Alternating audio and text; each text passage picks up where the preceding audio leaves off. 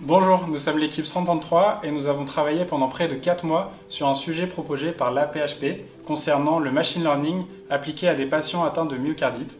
Nous sommes donc 7 étudiants ingénieurs en M2 santé biotech et data et intelligence artificielle, soit Oumé Alibé, Jean-Baptiste Corr, Lorraine Dumas, Paul Froidefond, Violette Munier et Chloé Perchelet, ainsi que moi-même, Nicolas Carval. Le centre hospitalier Lariboisière appartenant à l'APHP souhaitait faire avancer la recherche autour de la myocardite, notamment en développement des techniques d'IA, du machine learning prédictif et clustering, afin de proposer une aide au diagnostic pour cette pathologie et améliorer la prise en charge des patients atteints de cette maladie. La myocardite désigne une inflammation du myocarde, c'est-à-dire le muscle cardiaque. Celle-ci survient généralement après une infection, principalement virale ou bactérienne. Elle affecte principalement des sujets jeunes, avec une moyenne d'âge autour de 30 ans.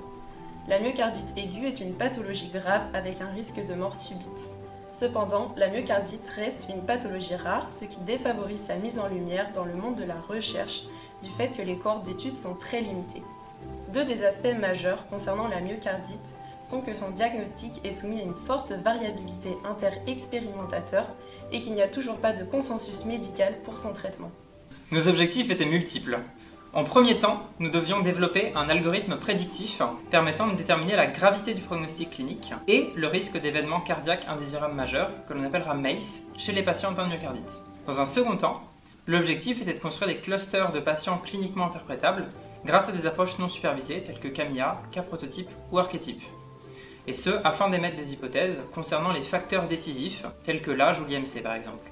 Pour ce faire, nous avons eu accès à une cohorte de patients contenant 388 patients venant de 2 centres hospitaliers français. Pour le futur, le travail effectué a pour vocation d'être repris en tant que base de recherche pour la rédaction d'un article scientifique et afin de susciter l'engouement d'autres centres hospitaliers dans le monde pour augmenter considérablement la taille de la cohorte d'études.